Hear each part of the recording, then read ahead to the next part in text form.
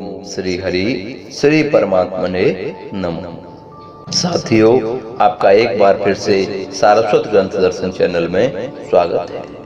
आज हम जानेंगे कि पूजा करते समय आने वाली उबासी को कैसे रोका जा सकता है। साथियों, जब भी हम कोई ज्ञान की पुस्तक पढ़ते हैं या पूजा पाठ करते हैं तो हमें उबासी आने लगती है और हम उबासी से परेशान होकर अपने कार्य को आधे में ही छोड़ देते हैं। लेकिन हमें उस कार्य को अधूरा नहीं छोड़ना चाहिए, क्योंकि पूजा करते समय या पढ़ते समय उबासी का आना सब नकारात्मक ऊर्जा का प्रभाव है, या ये कहें कि कलयुग का प्रभाव है, जो हमें अच्छे कार्य करने से रोकता है। तो हमें उबासी आने से अपने कार्य को अधूरा नहीं छोड़ना चाहिए। हमें निरंतर अभ्यास करते रहना चाहिए।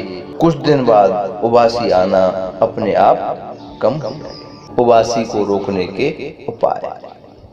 पूजा करते समय, पढ़ते समय हमें ध्यान रखना चाहिए कि जब भी हम किसी प्रतिमा की पूजा करें या पढ़ने के लिए बैठें तो प्रतिमाओं का स्थान और पढ़ने की पुस्तक का स्थान हमारी नाभि के ऊपर रहना चाहिए। साथियों, पूजा आरंभ करने से पहले हमें प्राणायाम करना चाहिए और भरपूर मात्रा में ऑक्सीजन लेनी चाहिए, जिससे हमारे शरीर में ऑक्सीजन की कमी नहीं रहेगी और हमें पूजा में बैठते समय, पूजा करते समय और पढ़ते समय उबासी बिल्कुल नहीं आएगी। आयुर्वेद में बताया गया है कि सरसों के तेल में सेंधा नमक और हींग को मिलाकर शरीर पर मसाज करने से आपको उबासी से छुटकारा मिल सकता है। यदि आप उबासी से ज्यादा परेशान हैं तो आप साबुत धनिये के 20 से 25 दाने लेकर 1 लीटर पानी में उबाल लें